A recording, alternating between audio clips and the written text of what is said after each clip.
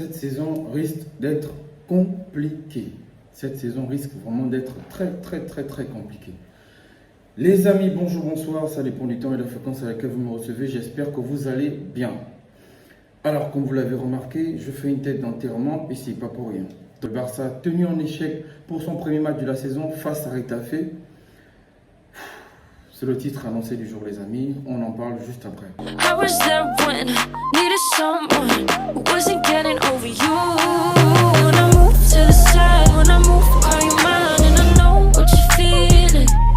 Alors les amis, comme je le disais d'entrée de jeu, le Barça a été tenu en échec par cette équipe de Retafe. 0-0 partout, aucun but dans cette rencontre. Un match qui ressemblait plus à du catch qu'à un match de foot. Des fautes, des coups de coude, des cartons jaunes, des cartons rouges. Franchement, ça allait dans tous les sens. C'était réellement un match pas très plaisant à voir. Pas très plaisant à voir. Beaucoup de déchets techniques, beaucoup de pertes de balles du côté de Barcelone. Du mauvais jeu pour cette équipe de Retafe qui je ne savais pas qu'ils étaient entraînés par Simeone, parce que franchement ils ont joué aujourd'hui, cette équipe de Retafe a joué cette rencontre, on aurait dit l'Atlético, mais en pire en fait, parce que franchement ils n'ont pas été légal bon, pas légal, ils ont vraiment fait des gestes d'anti-jeu, des coups et tout, et ça c'était réellement la faute de l'arbitrage. Pourquoi je le dis? Parce que normalement dans ce genre de rencontre, quand il y a des fautes qui se répètent 1, 2, 3, plus de 5 fois, il faut commencer à mettre des cartons jaunes. Il faut commencer à mettre des cartons jaunes pour dissuader les joueurs qui le font à ne plus le faire. Mais si tu laisses couler, forcément ça emmène de la frustration de part et d'autre. Et c'est pas pour rien que Rafinha il a pris 2 jaunes, mais c'est parce qu'il était frustré qu'il subisse autant de fautes et que l'arbitre ne puisse pas effectivement ne puisse pas donner des cartons rouges, des cartons ou des avertissements à ces joueurs-là qui commettaient ces fautes. Donc les amis, je suis un peu allé dans tous les sens, mais c'est réellement parce que ce match, il est encore là, il me reste en travers de la gorge. Donc du coup, on va essayer de bien restructurer tout ça. Comme je l'ai précisé d'entrée de jeu, le Barça fait 0-0 pour son entrée à la matière dans cette saison. Déjà commence à perdre des points.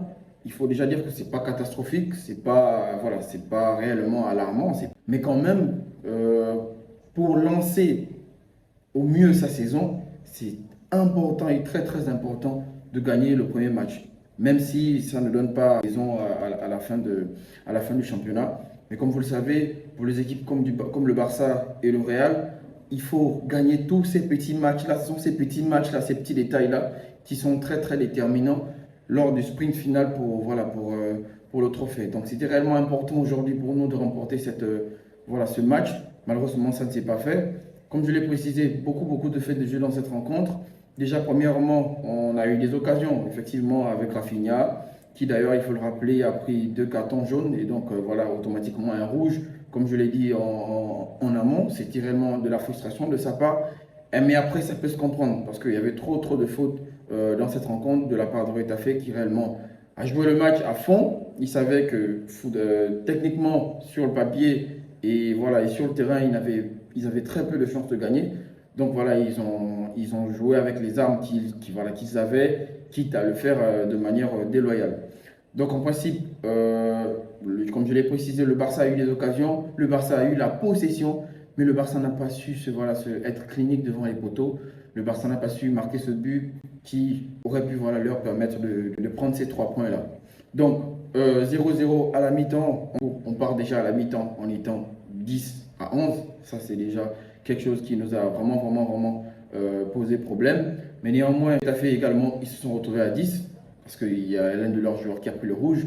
Mais c'était réellement un peu tard dans le match quand on se rend compte qu'il y a eu trop et énormément de fautes de cette équipe de Retafe contre le Barça. Et non seulement des fautes qui n'ont pas été sifflées, des fautes qui n'ont même pas été revues. Bon, je sais pas si c'est quelque chose qui n'est pas consulté par le VAR, mais il y a eu trop de fautes d'anti-jeu en fait. Des coups de par-ci, des coups de par-là, et l'arbitre qui n'a pas eu la lucidité de donner les cartons jaunes à temps, ce qui fait que les joueurs de Retafe, comme je l'ai précisé, se sont tout permis en fait. Ils se sont laissés le loisir de faire tout ce qu'ils veulent, tout et n'importe quoi. Des coups de coude, des trucs. Franchement, c'était presque pas un match de foot, en vrai. Parce que déjà, offensivement, cette équipe de Retafe n'avait rien à proposer. Ils n'ont rien proposé dans cette rencontre. Le Barça également, en dehors de certaines actions de Rafinha en première mi-temps et l'entrée de certaines fulgurances de Jong, l'entrée de Lamine Yamal, hormis ça, on n'a réellement pas vu un réel danger. Et c'est d'où mon interpellation à Xavi, le coach, qui a refusé, sinon qui a montré des réticences à l'arrivée de Neymar et qui déjà là, actuellement, on n'a pas de créateur de jeu. Le véritable problème là dans ce match, c'est qu'on n'a pas eu de créateur de jeu, proprement dit. Pedri, il a fait un match assez moyen, mais vraiment pas un match comme on le sait qu'il peut nous servir parce qu'il n'a réellement pas donné cette étincelle-là qu'on attendait de lui. De Jong a essayé de le faire et qui pour moi est l'homme du match parce que De Jong a fait le match le plus exemplaire parmi toute l'équipe en dehors de la défense, donc Araujo et tout le reste, eux je ne les compte pas. Mais offensivement et en milieu de terrain surtout, bah, ça n'a rien donné en termes de créativité. De Jong Pedri n'a pas vraiment imposé son jeu, il n'a pas été très tranchant dans ce petit geste de finesse, dans ce petit détail, dans ce geste technique qui casse 2-3 lignes. Parce que quand on joue face à une équipe qui défend aussi bien que cette équipe de Retafe, aussi bien dans le jeu et aussi mal dans les fautes, quand on tombe face à ce genre d'équipe, il faut forcément des éclairs de génie en fait. Et là, actuellement à Barcelone, on n'en a pas 10. On a à peine 2-3 joueurs qui peuvent le faire et là encore, ils le font par occasion. Rafinha a essayé de le faire avec ses actions, ses appels et tout. Mais après, devant, ça n'a pas donné. Et il a pris le rouge, il est sorti. Donc après, par la suite, qui on a si Pedri ne s'en sort pas, donc je veux dire, si Pedri ne crée pas, si Gundogan ne crée pas, qui on a? Lamine Yamal, il est très bon et franchement, ce petit, j'aimerais réellement qu'il soit titulaire, mais on est bien conscient qu'il est encore très jeune.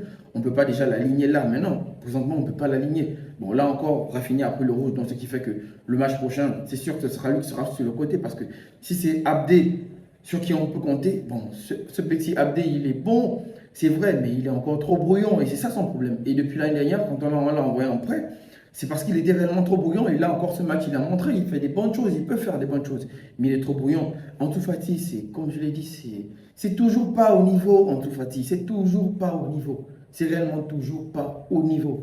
Et moi, c'est désolant en fait que Xavi puisse avoir des réticences à faire venir Neymar. C'est vrai que son coût financier est très conséquent, c'est vrai, mais là, est-ce qu'on n'a pas le choix? Bon, ok, on ne peut pas venir Neymar parce qu'on sait que c'est déjà plus une star médiatique qu'un joueur de foot. Ça, on est tous conscients de ça. Mais donc, il faut tout faire pour nous prendre Gundogan parce que je ne pense pas qu'avec cette équipe-là, on ira loin. Si on n'arrive pas à taper Retafe qui défend beaucoup, je pense pas on sera légitime à passer, je sais pas, les quarts ou les demi-finales. Parce que cette saison, c'est réellement pas le championnat. Le championnat, on peut encore risquer de le perdre, mais c'est réellement faire un parcours honorable en Ligue des Champions et notamment atteindre le dernier carré. C'est ça l'objectif de cette saison. Donc Xavi, quand tu veux nous expliquer que c'est avec cet effectif-là qu'on va entamer la saison, j'espère réellement que tu sais sur quoi tu comptes. Franchement, j'espère que tu sais sur quoi tu comptes. Donc en gros les amis, c'est vraiment un peu ce que j'avais à dire sur cette rencontre. Il n'y a vraiment pas de choses à retenir de très positif. Comme je vous ai expliqué, beaucoup de déchets techniques. Ça allait vraiment dans tous les sens, déjà parce qu'il y avait trop de fautes, parce qu'on est tombé sur une équipe qui défend beaucoup, et parce qu'aussi il n'y avait pas de créativité dans le jeu en fait. Il n'y avait vraiment pas de créativité dans le jeu. On a manqué, on a manqué de génie, d'éclair de génie. C'est dans une équipe, à l'heure actuelle, dans le contexte actuel du football, on en a besoin. Soit un éclair de génie par rapport à la vitesse, donc on joue comme Mbappé, soit on les a par rapport aux percussions et tout ce qui va avec. Donc actuellement, c'est important qu'on puisse recruter soit Bernardo Silva, soit Neymar. Franchement, c'est très important parce qu'il nous faut de la créativité. Garder la possession ne suffit pas. Garder la possession de balle ne suffit pas. Avoir la possession de balle ne fait pas gagner un match. Et le PSG, lors de son match face à Lorient, c'est clairement, ils ont eu combien de possessions? Mais il n'y a pas cette créativité. Il n'y a pas cet éclair de génie. Il n'y a pas celui qui fait la différence. Il n'y a pas ça. Et c'est ce qui nous manque là actuellement. Je ne vais pas finir cette vidéo sans parler de Lewandowski. Vous savez mon avis. Depuis le départ, vous connaissez mon avis sur le sujet. Le gars, c'est pas possible. Encore ce match, je ne peux pas le tomber dessus parce que ça n'a pas été créatif derrière. Donc, il n'y a pas eu des passes, il n'y a pas eu des énormes occasions. Parce que quand ton équipe ne joue pas, quand tu n'as pas des occasions, bah, elle ne peut pas marquer. Mais je suis toujours pour l'idée selon laquelle il lui faut un concurrent. Et j'espère réellement que Victor Roque va se presser d'arriver en janvier pour réellement mettre un peu de pression à Lewandowski parce que franchement, Le gars, voilà, il se repose clairement sur ses lauriers. Et moi, c'est pas tant de sa faute. Il est déjà un peu âgé, il peut plus vraiment faire les efforts physiques qu'il avait l'habitude de le faire quand il avait voilà, 25, voilà, 30 ans, je dis n'importe quoi. Mais là, actuellement, il ne peut plus le faire. Mais franchement, c'est aussi parce que au milieu de terrain, bon, pas au milieu de terrain, parce qu'aussi, il n'y a pas de créativité dans le jeu, que ce soit du côté des ailiers, depuis le départ de Dembélé, parce que Dembélé est parti, c'est vraiment celui qui apporte le plus de danger dans cette équipe de Barcelone. Mais là, actuellement, vu qu'il est parti, comment on fait? Comment on fait, Xavi? Comment on fait? Qu'est-ce que tu nous présentes? On ne peut pas partir cette saison avec cette équipe, hein. Franchement, il faudrait réellement qu'avant la fin du mercato, soit on puisse avoir Bernardo Silva, soit on puisse avoir Neymar. Franchement, ça c'est clair et net. Et j'espère réellement que ce match a fait comprendre qu'il nous faut un joueur créatif de plus en dehors de ce qui est. Parce que déjà, il y a trop de jeunesse. Parce que quand on a vu ce match, il y a trop d'incohérences, il y a trop de. Voilà, ça manque de maturité.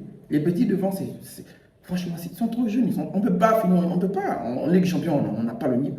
Comme ça, non, c'est pas possible. Bref, les amis, c'est un peu tout ce qu'il y avait à dire sur cette vidéo. J'espère que le contenu aura été plaisant pour certains, sinon pour tout le monde. Je sais, je suis un peu allé dans tous les sens, mais c'est vraiment parce que je ne m'attendais pas déjà de sitôt à crier. Je ne m'attendais pas à crier parce que je sais que cette saison, Barcelone me donnera des maux de tête. Je le sais, je le sens. Je le sais et je le sens. Bref les amis, j'espère que le contenu de la vidéo aura été plaisant pour certains, sinon pour tout le monde. Si c'est le cas, n'oubliez pas de liker, de vous abonner, de partager, mais surtout d'activer la cloche de notification pour ne manquer aucune de mes prochaines vidéos. N'hésitez pas également à laisser un commentaire si, voilà, si vous avez des avis, je me ferai le plaisir d'y répondre. Donc d'ici là, portez-vous bien et surtout, prenez soin de vous.